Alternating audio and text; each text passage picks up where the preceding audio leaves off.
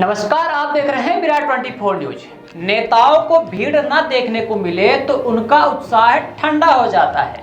लोकसभा 2024 के चुनाव में भाजपा, कांग्रेस और बीएसपी के बीच त्रिकोणीय मुकाबला हो गया है।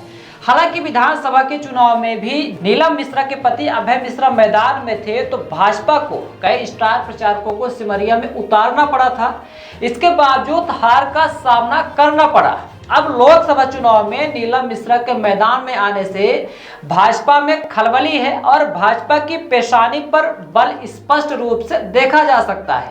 लोकसभा चुनाव में भी रीवा और सतना लोकसभा की सीटों में मुकाबला रोमांचक होने वाला है। यही कारण है कि मध्य प्रदेश के मुखिया मोहन यादव स्वयं नामांकन दाखिल कराने पहुंचे थे, लेकिन एक छोटी सभा को संबोधित कर मुख्यमंत्री लौट गए और चर्चा का विषय बना रहा। जबकि मुख्यमंत्री का पूरा कार्यक्रम तय था, कहां रोड सभा में शामिल हो रहा था, कहां से उनका रोड शो निकलना था और कलेक्ट्रेट पहुंचकर भाजपा प्रत्याशी का नामांकन भी दाखिल कराना था।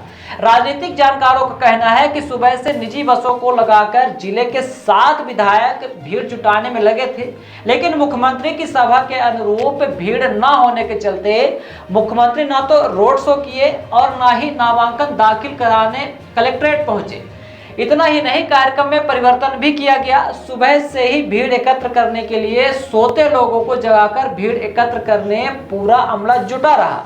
वहीं बताया जाता है कि जहां 1000 की भीड़ एकत्र करने का लक्ष्य था 10,000 के करीब, वहां महज 2000 की भीड़ ही एकत्र हो पाई थी। वहीं रोड शो ऐसे स्थानों को चुना गया जहां ऑलरेडी पहले से ही भीड़ भाड़ रहती है।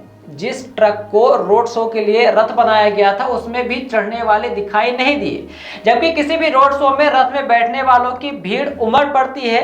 क्या भाजपा में भी गुटबाजी है और इसका खामियाजा लोकसभा चुनाव में देखने को मिलेगा?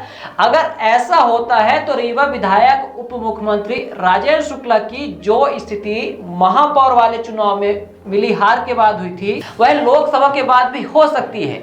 वहीं कयास और चर्चाओं का बाजार यह भी गर्म हो गया है कि जहां से राजेंद्र शुक्ला चुनाव लड़ते हैं, मतलब ऐसा कहा जाता है कि यह चुनाव राजेंद्र शुक्ला लड़ते हैं, वहां हार का सामना करना पड़ा।